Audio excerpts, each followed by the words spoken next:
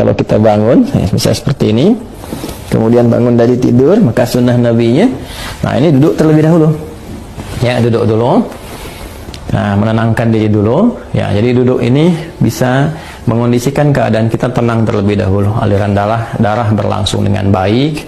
Kemudian juga ya perasaan yang mungkin juga agak sempoyongan, belum stabil, ya kan, kita stabilkan terlebih dahulu. Nah, jadi tidak dianjurkan bangun langsung berdiri atau bahkan ke kamar mandi atau tergesa-gesa, tidak. Kita mengambil keseimbangan diri dulu, biarkan darah mengalir dengan nyaman, nafas teratur, duduk terlebih dahulu. Baik ya?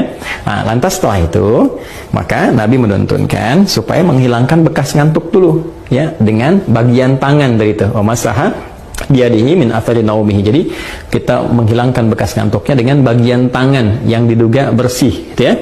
Nah, jadi nanti ada di hadis lain bahwa saat bangun tidur nanti saat bersamaan kita akan wudhu, kita dianjurkan untuk cuci tangan terlebih dahulu, ya kan? Karena tidak menduga di bagian mana tangan ini bisa menyentuh hal-hal yang mungkin kotor. Tapi kita bisa menilai dan menduga dengan kuat di bagian tangan mana yang sekiranya bersih untuk kita gunakan untuk menghilangkan bekas ngantuk. Misal seperti ini, gitu kan? Nah, atau kalau kita duga baik, bersih, kita gunakan seperti ini juga.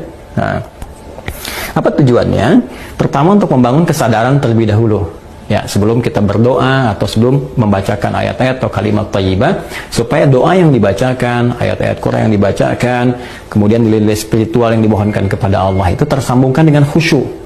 Ya, bisa khusyuk, bisa benar, terasa dalam jiwa. Karena beda rasanya ketika Anda bangun tidur masih ngantuk berdoa, misalnya doa bangun tidur gitu kan, atau baca beberapa ayat dari Al-Quran, itu rasa kejiwanya akan berbeda dibandingkan ketika Anda menghilangkan rasa kantuk, ya, kemudian sudah mulai agak fokus, sudah lebih baik, ya. Kadang-kadang kan ada yang baru begini, bangunnya jam 3 kan, tapi yang begini, tiba-tiba lihat jam, udah jam 4. Ternyata 1 jam nggak sadar begini kan. Nah, karena itu tidak dalam jeda yang lama, nggak pakai lama, jadi duduk, kemudian hilangkan bekas ngantuknya, seperti ini, ya, bisa demikian. Setelah kita duga cukup baik, kita hilangkan bekas ngantuk, maka di Sunan Abu Dawud tadi menunjukkan kepada kita membaca 10 ayat penutup di surah Ali Imran.